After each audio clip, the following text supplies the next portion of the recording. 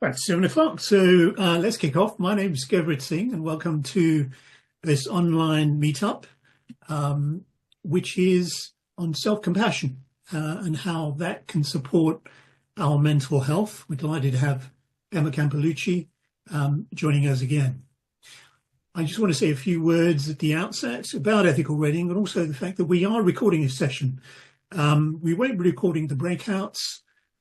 Just the main presentation from Emma, the follow-up group discussion afterwards, so not the individual discussions in the breakouts.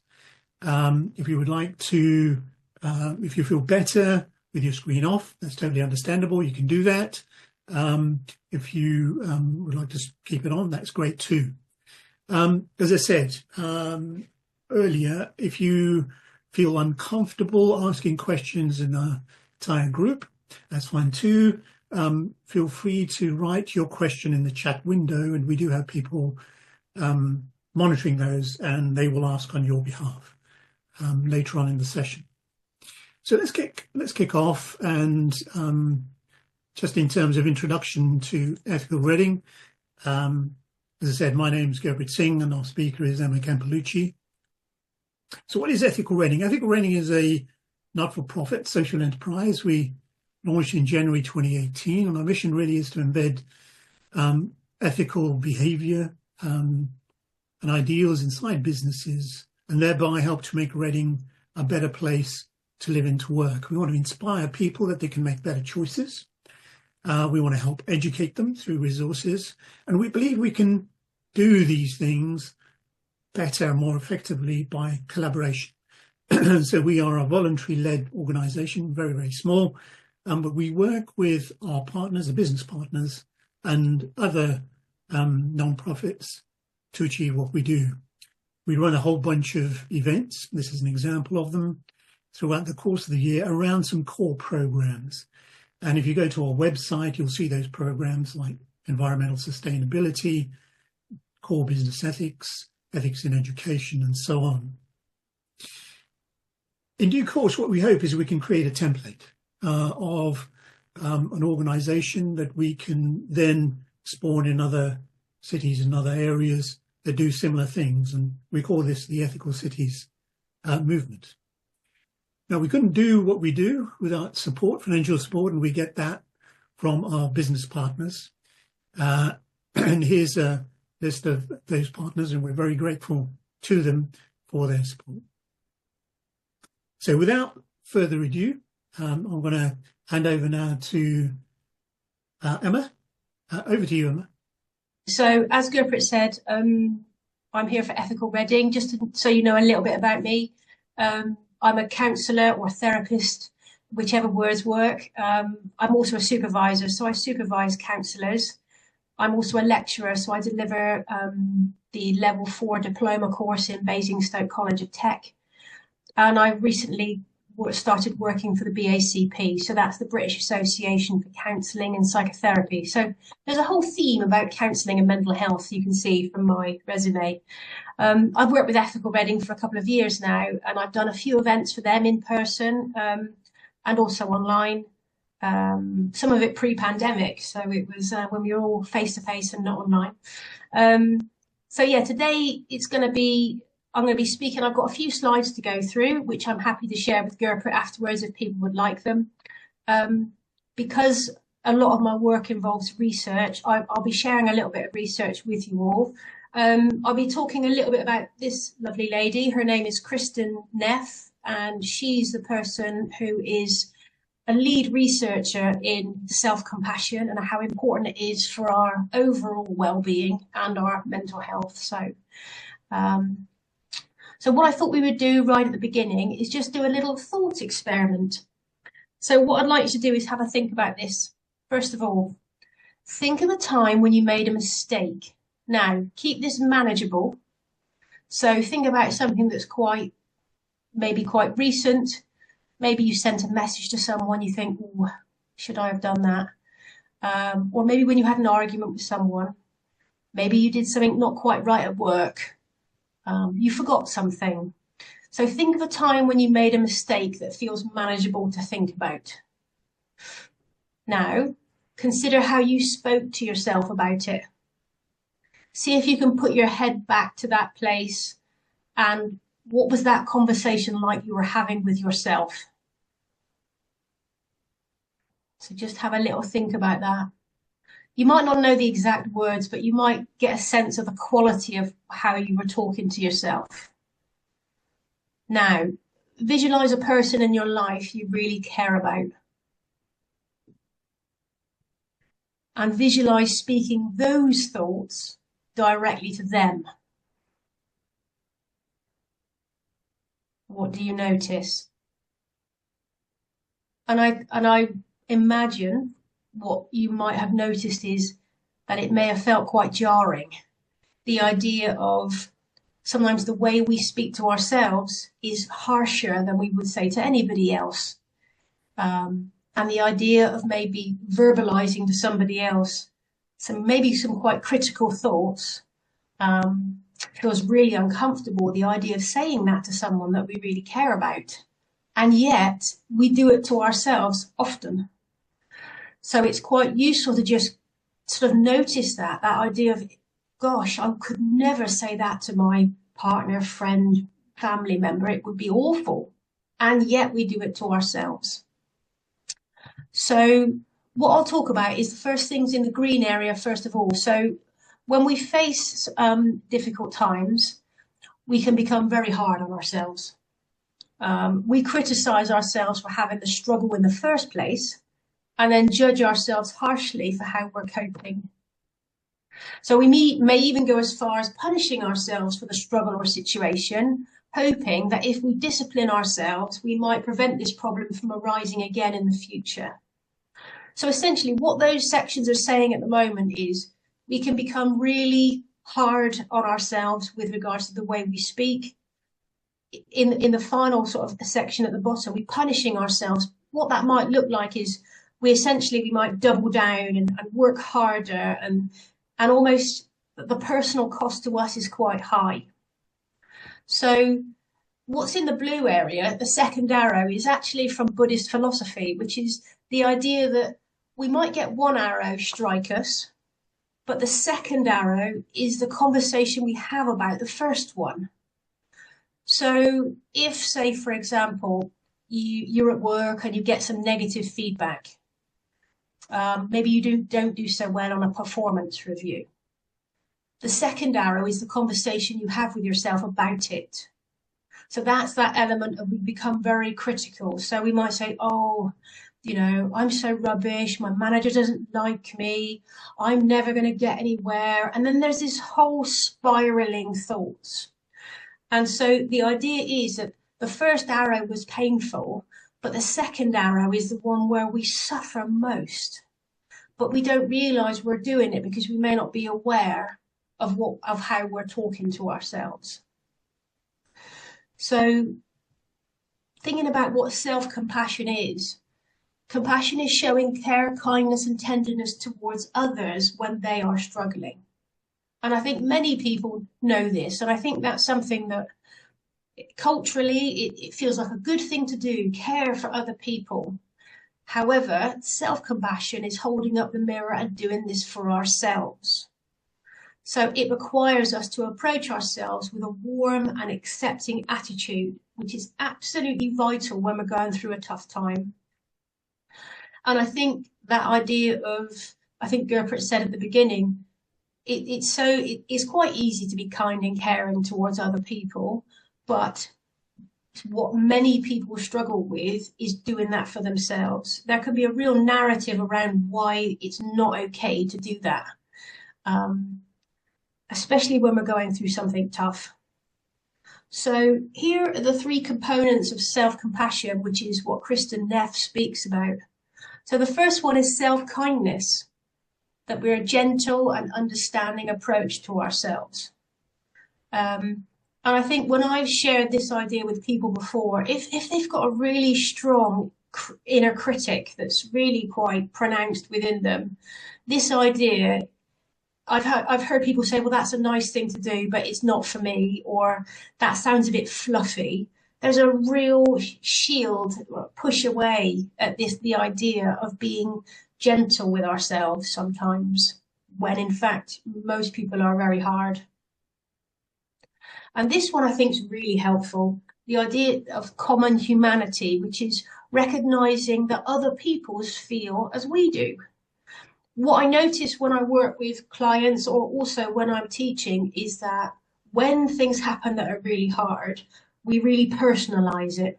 So, oh, I haven't done very well in my assignment. I remember a student saying, I've not done very well in my assignment. And it's like they think they're the only person in the entire world who hasn't done very well in an assignment. You can apply that to many of you. You know, have a think. You may have New Year's resolutions, for example, where you think, well, I'm going to start going to the gym. I'm going to do all these things. And then it kind of falters around week 3 and 4 of January. And that's what happens to many people. But at this time, a lot of people can be super critical. Well, I set these expectations up and I had these resolutions and I haven't done any of it and so forth. But other people are doing the same thing probably as well.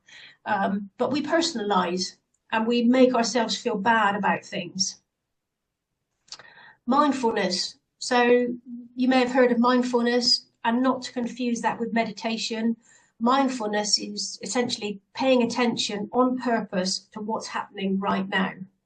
And I quite like lots of visual images. And I think if you imagine sometimes when your head is very full of lots of difficult thoughts, I imagine it like being in a fast flowing river. You're kind of knee deep in it and you're almost getting swept away. There's lots and lots of thoughts. Whereas when we're mindful, it's like we're standing on the bank and we're looking at all the thoughts that are happening. We become aware of what's going on in our head and we're not in it. And I think that can be a really powerful practice for people to start noticing what's going on in their head. So being aware of, rather than getting swept up and down the stream, if you like. So those are kind of the components of self-compassion. So being kind to yourself, recognizing that other people struggle too, which I think is one of the most important components. And then being aware of actually what's going on, the quality of our thoughts.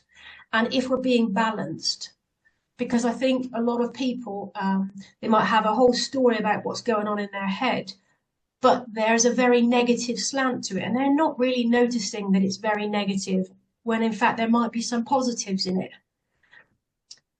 So this is what Kristen Neff speaks about, why it's important for mental health. So linking in with our topic today, it's been associated with multiple indicators of well-being and lower levels of depression, anxiety, stress, and body shame. So there's lots of different studies that have been done that she's done and her team for many years on all the different ways that it can help us. So breaking that down a little bit further, the practice of self-compassion can decrease anxiety levels, depression levels, and a general increase in well-being. People who practice self-compassion feel more competent and are less likely to isolate when they're struggling. Because just to stay on that point there, what can happen if we've had something, maybe if we feel we've made a mistake or we haven't done very well at something or things haven't gone our way, we can then have this very negative narrative about, oh, what's wrong with me? We can do that personalizing. It's my fault, I should, and all of that. And what we can then do is become quite competitive with other people. Well, other people must be getting this better than me. What's wrong with me? And what we do is we push people away. So we isolate ourselves when we're struggling with difficult things, when in fact, it's the worst thing we should do. We have to lean into people when we're struggling, but actually, because of the quality of our thoughts, we just push ourselves away. I notice with a lot of people who are, for example, depressed or anxious, there can be a real conversation going on with them where they say, well, people don't want to hang around with me. I'm really down. I'm this. There can be a real critical way and very negative way people talk about themselves. And if people isolate and disconnect from other people, that will literally make their symptoms, whatever it is they're going through, worse. So for those with a mental health disorder, self-compassion has been shown to increase treatment outcomes and reduce overall emotions like shame, guilt, and grief. So If you've been on a session with me before, you may have heard me differentiate between shame and guilt. They're not the same. Guilt is I've done something wrong. Shame is I am wrong. So you can hear that's very different levels. And when a person's feeling quite a lot of critical thoughts about themselves, the guilt can then become shame. I've done this thing wrong. I must be an awful person. And then it becomes their whole self. So this is where it can lead to quite a lot of difficult feelings like depression, like lots of anxiety. You know, what if I don't impress people? What if people don't like me? And it can really make people feel very overwhelmed. So what can stop us being compassionate to ourselves? If we've got a harsh inner critic, and especially if it's lived within us for a long time, people talk to me about, you know, this part of themselves that's like a real finger pointy person within them. Something that I call the should stick, that a lot of people beat themselves with. You know, I should have done it better. I should have said that. I shouldn't have done this. There can be a real focus on doing and not being. So in other words, if something's not going well, I need to do instead of just be okay. Doubling down in times of stress. So if I work twice as hard, maybe it'll be better. And that is literally a recipe for burnout right there. And it might also be something we've been taught. You know, if you come from a family where there was very much some of this going on in the home, being kind to yourself when things go wrong may not have been something that people have grown up with. So, you know, I find sometimes with some clients who've been in that situation, I'm always helping teach them how to be kind to themselves, which you would hope that many parental situations would teach that. It's okay to get things wrong, make mistakes, it's fine, but not everyone hears that from their parents. So if you don't, and mistakes are, look what you've done wrong, you should have. If a person's grown up in that situation, that can be really hard to sort of even think, like, what is self-compassion? They might not even have any idea what it is. And may think it's for other people and it's not for them. So what you can do, a simple way to practice self-compassion is to pay attention to your words and thoughts about yourself. So instead of using self-critical phrases like, oh, you're stupid, why did you do that? You might first work at replacing that with responses. For example, it makes sense you would feel that way about this situation or this person. Anyone would feel the same in that situation. So again, we're trying to get out of personalizing and bringing it into more people kind of experience it. So just to give an example of things like body image, it made me think about this time of year where people are trying to do fitness and things like that. I work with some people where looking at themselves in the mirror is not something that they're happy to do.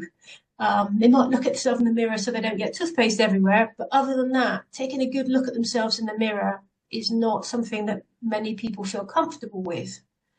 So if we soften the words and thoughts you have about your physical appearance, for example, you will feel less anxious or have low mood. So you might be thinking, but I need to lose weight, get stronger. And if I'm kind to myself, I'm letting myself off the hook, which isn't true. So when we talk about being self-compassionate, we're not talking about giving ourselves excuses and trying to just give reasons as to why we don't try things. It's about changing that inner narrative and how we're talking to ourselves so that we recognize that we are not perfect. As it says there, we're being kind to ourselves and that we are human. I've never met a perfect person. I don't know if they exist. But that sounds to me almost physically impossible. I don't know anyone who's never failed anything, said anything wrong. They think, oh, I wish I hadn't said that. Or anyone who hasn't failed at anything or tried anything, that feels impossible. But I think when we're going through a tough time, we can feel like we're the only person in the world. And that's where number 2 is really helpful. Other people struggle too. So when we think about things like body appearance, we might want to think of ourselves in a more balanced way. There might be work to do, but we also can think about how we like our appearance. So, for example, I worked with someone quite recently where she had a very, very strong view about her physical size. She would like to get to lose some weight. But what I did with her is I reframed it and said, what does your body allow you to do? And she said, well, it allows me to walk. It allows me to go to work, drive my car. I said, there you are. And that's just a different way of looking at yourself, that, okay, there might be things to do and we're on the way to maybe losing weight or doing something different, but it's the conversation we have ourselves about it, which isn't quite so critical. So this is what we're going to do in some discussion groups. We're going to have these 3 questions for you to have a little think about in small groups. What can stop you being kind or compassionate to yourself? When you think of a challenge you've been through, can you recall the way you spoke to yourself? And maybe this one would be quite useful for right now, is where is self-compassion needed in your life right now? What can stop you from being kind or compassionate to yourself? So when you kind of think about that, any thoughts that come up? Somebody from room 1, perhaps, Graham? I think that was your room. If I put the questions up, then everyone can see them. Yep. It was, I think the conversation danced around trying to understand the points, because it's not a normal set of conversation or conversation piece where you actually think about the compassion side of what your normal reactions are. Mm-hmm. So we were just trying to explore what our normal reaction would be in a lot of situations where you start to, if you've made a simple mistake, you will berate yourself, or if you've said something wrong. And it's just maybe going back to our childhood and the way that we were taught or our parents reacted. There were a couple of examples of where it's not that you stop doing it, it's that you don't even start to do it. To feel compassion, you just react in the way that you've always reacted. So the conversation was quite difficult because it's not an area that any of us have had experience in. We've just reacted in the way that we've always done. I think that's really interesting, because there's a difference between reacting and responding. When we react, it can just come straight in the moment, whereas when we respond, we're taking time. And that's that mindfulness piece where we don't react immediately. We go, right, I notice what's going on. I'm being really tough on myself. Hang on a minute. Is this real? Should I be doing this? And then we can think differently about it. Whereas if we just react and go, oh, you're just so stupid, straight off the bat, we haven't had that time to go, what am I telling myself about this situation?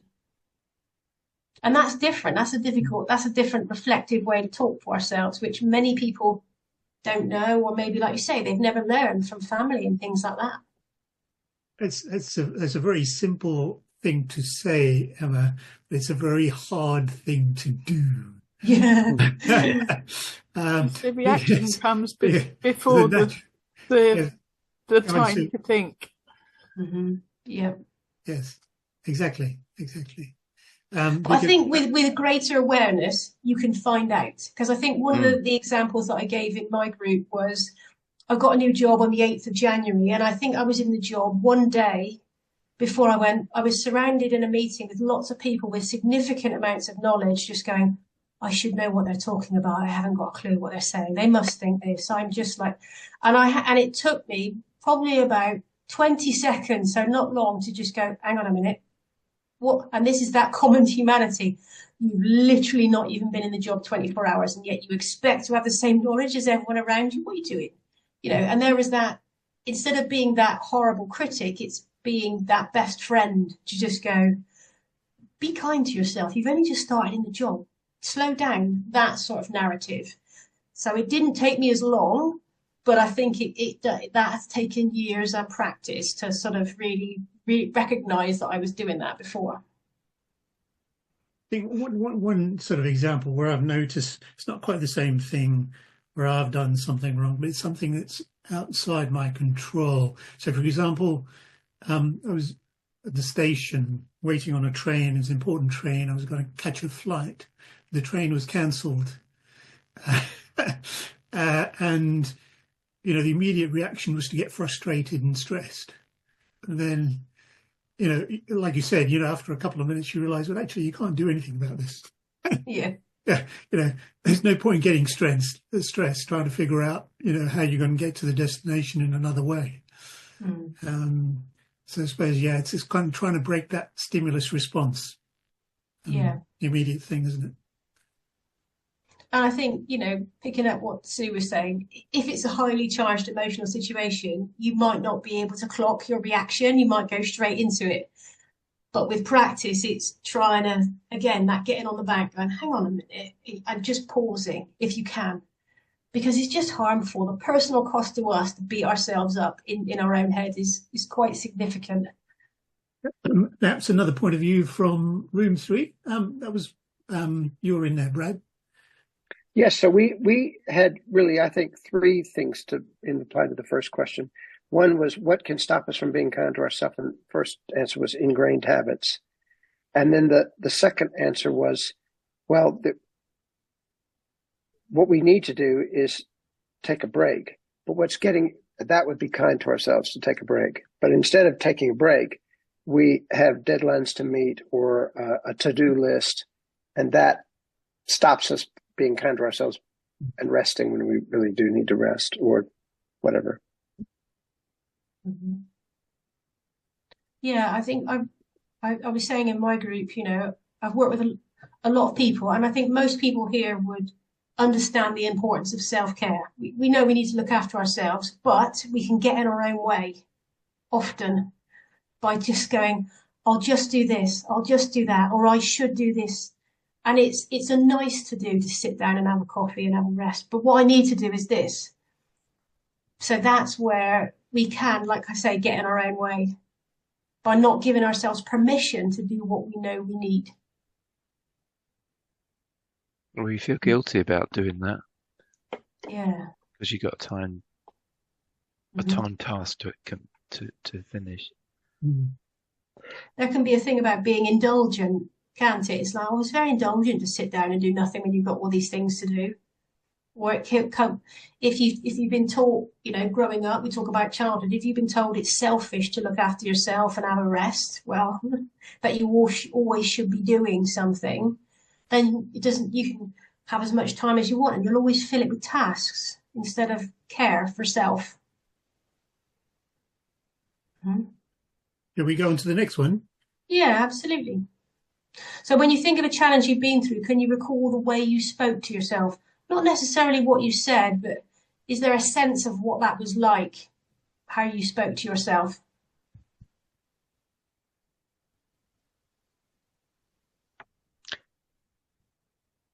I think there was an overall view from our group that basically you speak to yourself in very harsh terms in your head, probably not to yourself, but definitely I use a few swear words to myself and say, you complete idiot.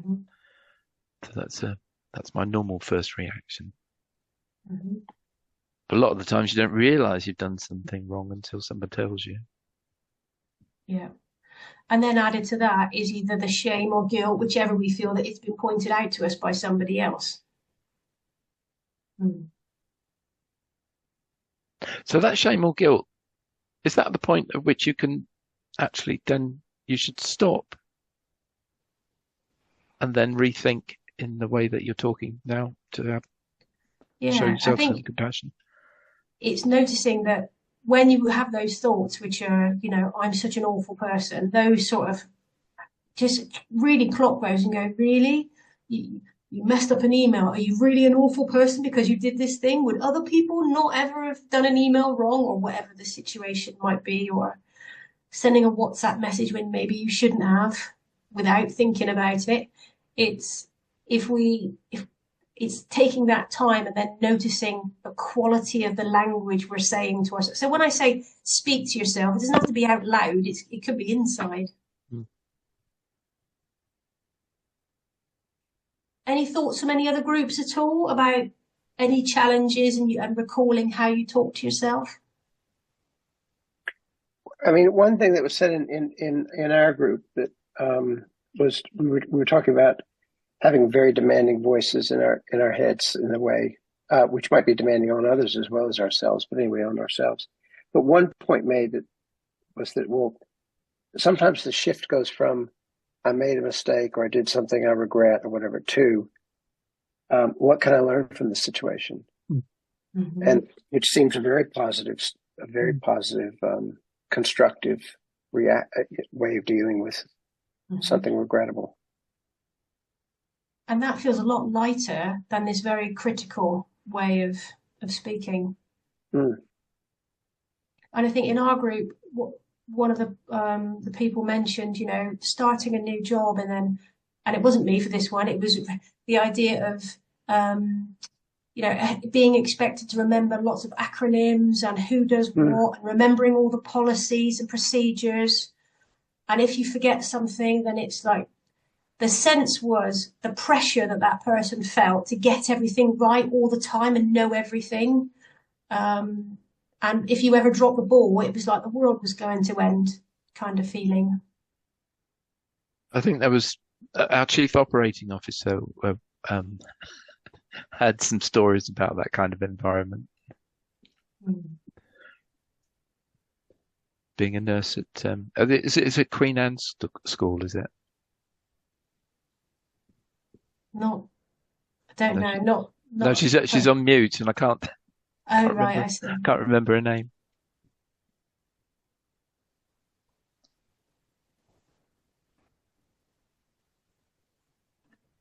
Is it Leighton Park School? There we go. No, it's Georgie. Queen Anne's. I'm so sorry. I'm extremely gifted. I love that compassion you're saying to yourself. Well done. Well done, yes. Yes, there's room for improvement with my technical ability, but that may or may not happen because I'm pretty much ready to retire.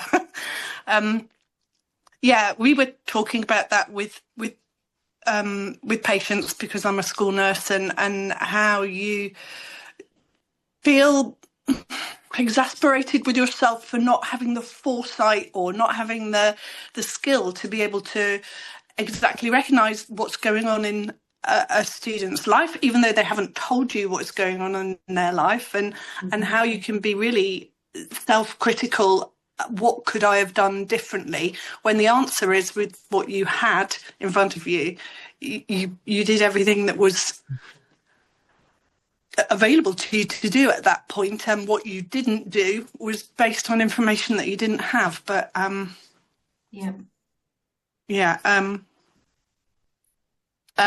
difficult. And I guess if you feel that you have not done something or done something wrong, and we were saying this at the beginning, if it's impacted on somebody else, if somebody else is affected by what you feel you haven't done right, that really compounds how unhappy you feel with yourself about whatever it is that hasn't gone well. Yeah. That links into a conversation we were having in our group, that we can show ourselves no compassion for our younger self. So when we think about challenges we've been through in the past, we talked about hindsight and just saying, we beat our younger self up for not knowing something that we couldn't possibly have known until later, or the decisions we took in the past are based on what we knew at the time, but we beat our younger self up. So, and I work with a lot of people who do that, and it's really tough that at that time they did the best thing they could with the skills and knowledge that they had at the time, and that's it. But the sticks people beat themselves with regards to past decisions and choices, it's quite something how long people can hold those. That's that second arrow I was talking about earlier. It just seems to still affect people. I detect that we're doing it now ourselves. We're actually beating ourselves up for not being able to speak more lucid about this subject, because it's an extremely new subject for everybody. So to reflect on your comments, Emma, earlier on, I'm not the only person in this boat, I don't think, that is kind of beating myself up for not being able to think fast and logically. Yeah. And it is in the evening. We may not have had coffee for a while, so bless us, we're doing the best we can. No, I'm just thinking I should have put the I should have put the quiche on half an hour ago. But equally, there's that ripple effect to others then. If we thought that we were good at all of this, we probably wouldn't have felt like that this was an event that we wanted to be part of. We're joining it because we want to have a better understanding of this and be more self-compassionate, perhaps. Absolutely. And shall we move on to number 3 now? So where is self-compassion needed in your life right now? Can you think of any places? It could be different aspects of your life. Forgiving myself for not putting the quiche on. Sorry. Yeah. There's definitely something about recognising what your limits are and what your sphere of influence is, and not berating yourself where things are outside of that level of skill, whatever, things that you have yet still to learn. You mustn't berate yourself for not being good at. Mm-hmm. Yeah, this can be a problem when you get a bit older and your sort of abilities start to fade, or you're not so good at concentrating on things, or you sort of go and have a cup of tea or something and have an excuse, look at something on YouTube or something to avoid dealing with the job on hand. This tends to happen when you're beyond 50 or 60, you know. Well, don't say that, Tony. You've scared Graham then. Sorry, it's a warning. It's a warning. I'm sorry. No, I'm well into that. I can't remember people's names, even if I'm related to them. Actually. Always feel guilty about that. I think for me, it's at the moment, because I have started a new role, it's definitely there to be mindful of the expectations I'm putting on myself. And I think if anyone's going through anything new, starting a new course, doing anything that is new, I think it's really useful to check in with expectations of yourself and who you're comparing yourself with. You know, we spoke about imposter syndrome in my group, and it's like, well, if you're comparing yourself with someone who's been there for years and years, that's not a very good way to compare yourself from an imposter point of view. So yeah, that's definitely one for me, and I'm checking with myself all the time that I'm not being too harsh. Anyone else got any thoughts on that one in any of the groups? Well, there was in our group there was the thought expressed that self-compassion about being flexible with one's own deadlines, or and being able to take time off without feeling guilty about taking time off.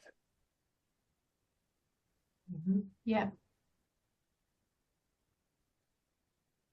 I think that comes down to taking time off from work, whereas actually, you know, if you're on your knees and burning out, you can't work. So it's thinking, right, where's the value in my own time? Can I give myself permission to have a rest for a minute, you know, or however long you need?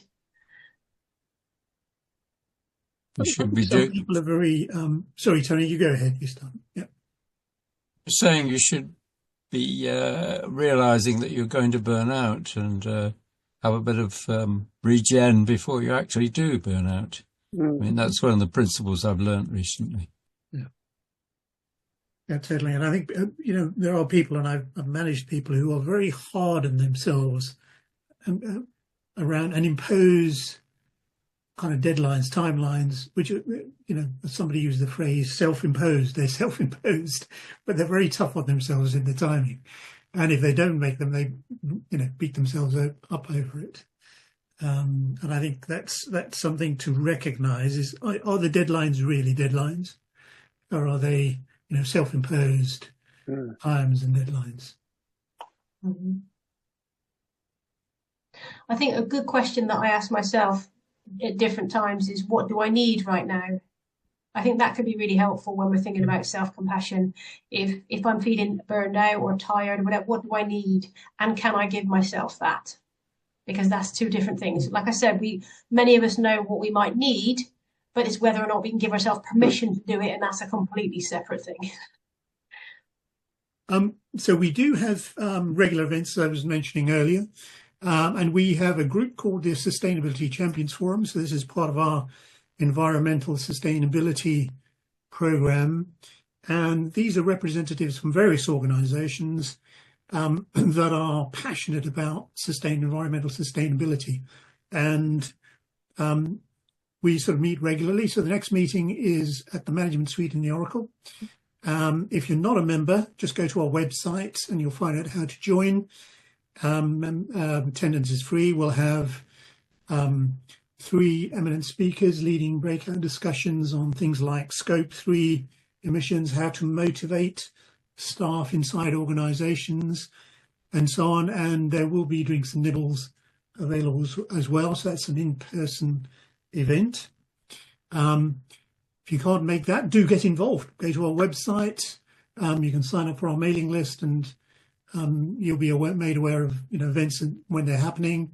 Be able to join, connect with us on social media, or volunteer. We'd love to have you join us as a volunteer. So thank you very much for joining us tonight, and thank you to Emma for presenting such an insightful session. I learned a lot, certainly, as Graham was saying. This is not a topic that people or I've spent a lot of time on in the past. So this is really helpful at the start of the year as well.